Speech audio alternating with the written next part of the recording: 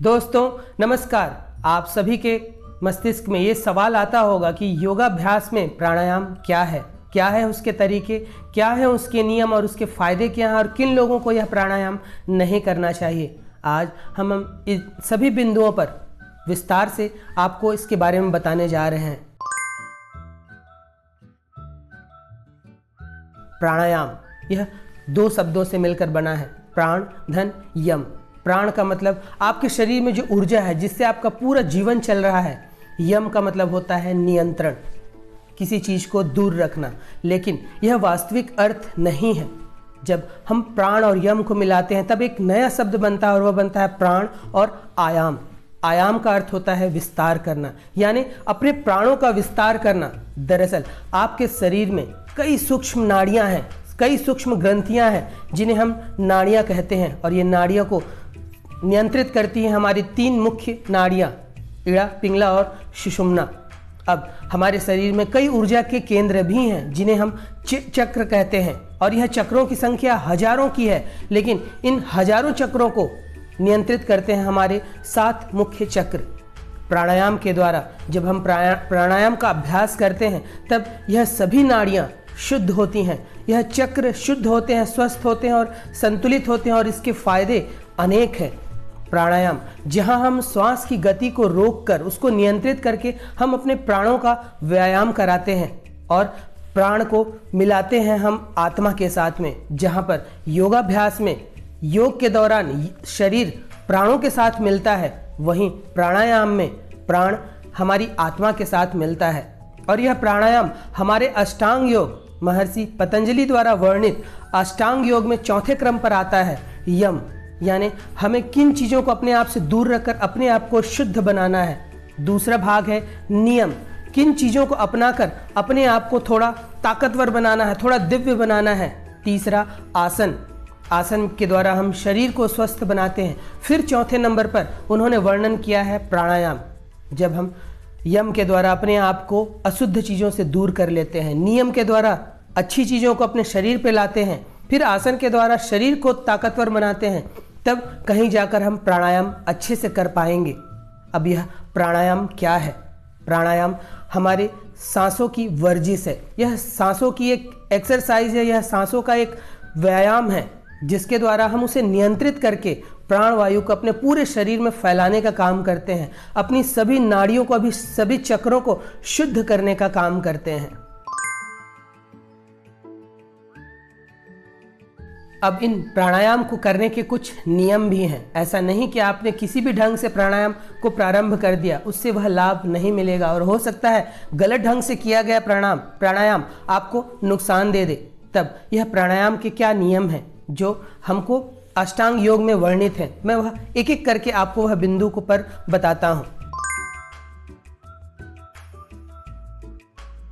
पहला है प्रातःकाल खाली पेट ही प्राणायाम करें। जब आपका पेट खाली होता है और जब आप प्राणायाम के अभ्यास करते हैं तब आप शक्ति को, प्राणवायु को अपने पूरे शरीर में सही ढंग से विस्तारित कर पाएंगे, सही ढंग से वह ऊर्जा उत्पन्न कर पाएंगे। भरे पेट प्राणायाम करने से आपके आंतरिक अंगों को नुकसान पहुंच सकता है, या फिर आंतरिक अंगों की जो कार्य प्रणाली चल रही होती है, उपापचयी दर चल रही होती है, उसमें बाधा आ सकती है। क्योंकि जब आप खाना खाते हैं तब शरीर की शक्ति, शरीर की ऊर्जा उसको पचाने में लग जाती है, और उस समय अगर आपने योगाभ्यास या प्राणायाम किया तो वह शक्ति बट जाती है, और जिससे वह खाना ठीक ढंग से पच नहीं पाता। फिर ऐसा किया गया प्राणायाम भी आपको उचित लाभ नहीं देगा। दूसरा, स्नान के बाद ही प्राणायाम करें। स्नान के बाद आपका शरीर हल्का हो जाता है, आपका शरीर ऊर्जा को भरने के लिए और तैयार रहता है। तब स्नान के बाद किया गया प्राणायाम आपको विशेष लाभ देता है। लेकिन किसी कारण से अगर स्नान के बाद आप नहीं कर पा रहे हो तब यह ध्यान रखें कि प्राणायाम करने के तुरंत बाद आपको स्नान नहीं करना है। प्राणायाम, ध्यान और शवासन में लेटने के बाद 30 से 40 मिनट के बाद ही आप स्नान लें, और हो सके तो अगर सारे योगाभ्यास स्नान करके किए जाए तो आपको विशेष लाभ देंगे। तीसरी बिंदु, और वह है प्राणायाम हम प्राणों को भरेंगे, हम हवा को भरेंगे, तो जो प्राणायाम करने वाली जगह है वह हवादार हो, प्रकाश से युक्त हो। किसी बंद कमरे में प्राणायाम न करें। अगर किसी कमरे में आप प्राणायाम कर भी रहे हैं तब आपको ध्यान रखना है कि वह स्थान खुला हुआ हो, सारी उसकी खिड़कियां खुली हुई हों, और वैसे हवादार और खुले स्थान पर जहां प्रकाश भी हो, हवा भी हो, किया गया प्राणायाम विशेष लाभ देता है। चौथी बिंदु, प्राणायाम कहाँ बैठकर करें। अब प्राणायाम के लिए आपके पास एक अच्छा योगा मैट हो, कोई कंबल या दरी हो, मोटी दरी हो, जिसमें आपके शरीर को, आपके पैरों को कुशन मिले, क्योंकि आप 20 से 25 मिनट वहाँ समय बिताने जा रहे हैं। तो आपको जो योगा मैट हो वह सही ढंग का हो, या फिर मोटे कंबल या मोटी दरी पर भी बैठ के किया जा सकता है। किन्हीं शारीरिक रूप से जो असहज महसूस कर रहे हों, जो बैठ ना पाते हों किसी आसन में, वे किसी चेयर पे भी बैठ सकते हैं। लेकिन आपको यह ध्यान रखना है कि विशेष अगर योगा मैट, मोटा कंबल, मोटी दरी हो तो आपको विशेष लाभ मिलेगा। पांचवी बिंदु, कौन से आसन में प्राणायाम करना सबसे लाभदायक होता है। वैसे तो पद्मासन, जिसमें मैं अभी बैठा हूँ, यह आसन किसी भी यौगिक क्रिया के लिए, ध्यान के लिए, प्राणायाम के लिए सबसे अच्छी मानी जाती है। यह आसनों का राजा है। लेकिन किसी कारण से आप पद्मासन न लगा पा रहे हो तो अर्ध पद्मासन, स्वस्तिकासन, सुखासन, इस तरह के किसी भी आसन, वज्रासन में बैठकर आप कर सकते हैं। यह भी नहीं कर पाते हैं, किसी तरह सुखासन में भी नहीं बैठ पाते हो तो किसी कुर्सी पर जिसपे हैंडल न लगे हों, कमर सीधी करके भी आप प्राणायाम कर सकते हैं। कई लोगों के मन में सवाल यह भी आता है कि प्राणायाम आंखें खोलकर करनी है या आंखें बंद करके करनी है। जब भी आप शक्ति लेने का काम करते हैं, वह कोई भी क्रिया हो, आपको आंखें बंद रखनी है। आपको आंखें बंद करके गुरु के निर्देशानुसार जिस चक्र पर वो ध्यान लगाने बोलते हैं उस चक्र पर ध्यान लगाना है, या फिर आंखें बंद कर आज्ञा चक्र, दोनों भौं के बीच में अपने ध्यान को रखना है। आपको यह विशेष ध्यान रखना है कि प्राणायाम के दौरान आप आंखें ना खोलिए। यह 20 से 25 मिनट अगर आपने आंखें बंद करके पूरा प्राणायाम किया तो एक तरह से आपको ध्यान लगाने में बहुत मदद मिल जाएगी। सातवीं बात और बहुत जरूरी बात, कोई भी यौगिक क्रिया प्रसन्नचित अवस्था के साथ करें। जब भी आप योगाभ्यास, प्राणायाम, ध्यान करने बैठें तो दुनिया के सारे टेंशन को भूलकर, प्रसन्न चित्त होकर, सारी चीज़ों को भुलाकर, वर्तमान में रहकर उन यौगिक क्रियाओं का अभ्यास करिए, जिससे आपको विशेष लाभ मिलेगा। आठवीं बिंदु, कितने देर प्राणायाम करें। अब इसमें कई वर्ग बटे हुए हैं। कई लोग तो एक ही प्राणायाम को आधे आधे घंटे तक करते हैं, वह किया जा सकता है। लेकिन अगर आप सारे प्राणायाम का अभ्यास कर रहे हैं तो 2 से 3 मिनट पर्याप्त होती है, या फिर 7 से 10 बार करना भी पर्याप्त होता है अगर आप सारे प्राणायाम कर रहे हैं, क्योंकि सारे प्राणायाम को करने में आपको लगभग 20 से 25 मिनट लगने वाले हैं। अगर 20 से 25 मिनट 7-7 बार, 10-10 बार भी आपने उन प्राणायाम को किया तो आपको वही लाभ मिलेगा। लेकिन कई लोग केवल कपालभाति कर रहे हैं, केवल अनुलोम विलोम कर रहे हैं, तो 20 से 25 मिनट उसे भी करिए, वह भी वही लाभ देगा। अब एक बिंदु और कि क्या इसका प्रतिदिन अभ्यास करना है। जिस प्रकार भोजन आपकी रोज की जरूरत है, जिस प्रकार पानी आपकी रोज की जरूरत है, उसी प्रकार ध्यान, प्राणायाम और यौगिक स्ट्रेचिंग यह आपकी दिन भर की ज़रूरत है, हर दिन की ज़रूरत है, प्रतिदिन की ज़रूरत है। इसका नियमित अभ्यास करें। योगाभ्यास में आप गैप कर सकते हैं, आप किसी कसरत में, किसी वर्जिश में, किसी जिमिंग में गैप किया जा सकता है, लेकिन प्राणायाम, ध्यान और यौगिक स्ट्रेचिंग, इस पर आपको किसी भी प्रकार के गैप को नहीं लाना है, यह प्रतिदिन होना चाहिए। अब प्राणायाम के लाभ क्या हैं? मैं लाभ को गिनाने बैठूं तो यह वीडियो बहुत लंबी हो जाएगी।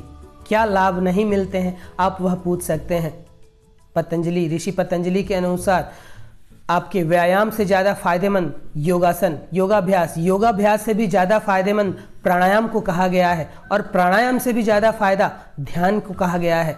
तब प्राणायाम से आपको केवल शारीरिक क्षमता में ही वृद्धि नहीं होती, यह मानसिक क्षमता बढ़ाने वाली यौगिक क्रिया है। इससे आपके शरीर में प्राणवायु का संचार पूरे शरीर में बहुत अच्छे ढंग से फैलता है। ऑक्सीजन की मात्रा एक एक अंग तक पहुंचती है। मानसिक लाभ मिलता है। तनाव, अवसाद जैसी बीमारियों में यह रामबाण इलाज है। इससे आपकी निर्णय क्षमता, आपकी संकल्प शक्ति बढ़ती है। इससे आपका चरित्र शुद्ध बनता है। इससे आपके शरीर की आंतरिक अंगों की कार्य प्रणाली सुधरती है।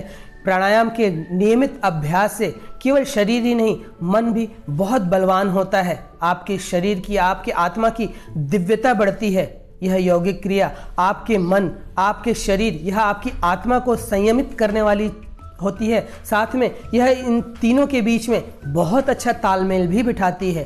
प्राणायाम के कई लाभ हैं जिसको गिनाया नहीं जा सकता। शारीरिक स्तर पर यह आंतरिक अंग, हृदय, फेफड़े, अन्य अंगों के लिए भी बहुत फायदेमंद है। जब हम विशेष प्रकार के प्राणायाम करते हैं जहां पर हम दाएं नासापुटो, बायां नासापुटो का उपयोग करते हैं, कानों का उपयोग करते हैं, इससे हमारी मस्तिष्क की क्षमता, हमारा राइट ब्रेन और लेफ्ट ब्रेन प्रभावित होता है। इससे सारी नाड़ियों का शोधन होता है। इससे सभी चक्र जागृत होते हैं।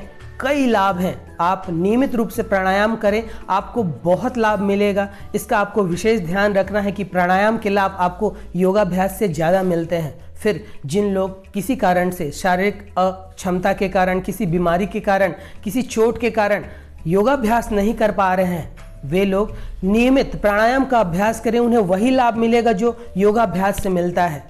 तो प्राणायाम के कई लाभ हैं, लेकिन आपको इसमें नियमित रहना बहुत जरूरी है। अब प्राणायाम किन्हें नहीं करना है? वे लोग जिन्हें श्वसन प्रक्रिया में कोई बाधा आ रही हो, अस्थमा के गंभीर रोगी प्राणायाम का अभ्यास या तो न करें या तो गुरु के निरीक्षण में इसका अभ्यास करें या फिर सावधानी पूर्वक प्राणायाम का अभ्यास करें। किसी गंभीर बीमारी से जूझ रहे हों जिसमें शारीरिक रूप से वे असक्षम हों, तब वे इसका अभ्यास गुरु के मार्गदर्शन में ही करें। इसका विशेष ध्यान रखना है। जिन्हें चक्कर आता हो, चक्कर आने की बीमारी हो, वे तेज गति से कोई प्राणायाम न करें। प्राणायाम खाली पेट ही करें, इसका विशेष ध्यान रखें। मन शांत रहे, इसका भी विशेष ध्यान रहे। प्रसन्नचित्त अवस्था के साथ ही प्राणायाम के अभ्यास करने हैं। फिर प्राणायाम को कर लेने के बाद आप आधे पौन घंटे के बाद भोजन ग्रहण कर सकते हैं। यह भी इसके नियम में आता है। खाली पेट प्राणायाम करने के विशेष फायदे हैं क्योंकि यह आपके फेफड़ों, डायफ्राम इन तक असर डालता है। तो दोस्तों, यह आपने देखा प्राणायाम क्या है, क्या इसको करने का तरीका है, क्या इसके नियम है और इसके लाभ क्या हैं और किन्हें प्राणायाम नहीं करना है। हम आगे एक एक प्राणायाम के बारे में विस्तृत रूप से आपको बताते चले जाएंगे। आप इन प्राणायाम को सीखिए और उसे सही ढंग से कीजिए और अपने स्वास्थ्य को अच्छा बनाते जाइए। मैंने कई बार बोला है इस वीडियो में कि योगाभ्यास से भी ज़्यादा फायदेमंद प्राणायाम है, लेकिन उसे अगर नियमित रूप से किया गया तो। ऐसा नहीं कि आपने प्रेरित होकर इस वीडियो को देखकर या किसी से प्रेरित होकर 1-2 दिन प्राणायाम किया या 1 महीने प्राणायाम किया और आप सोचते हैं कि अब आपका जीवन ही बदल जाएगा, आप बहुत दिव्य हो जाएंगे, आपकी शारीरिक क्षमता बहुत अच्छी हो जाएगी, तो यह गलत होगा।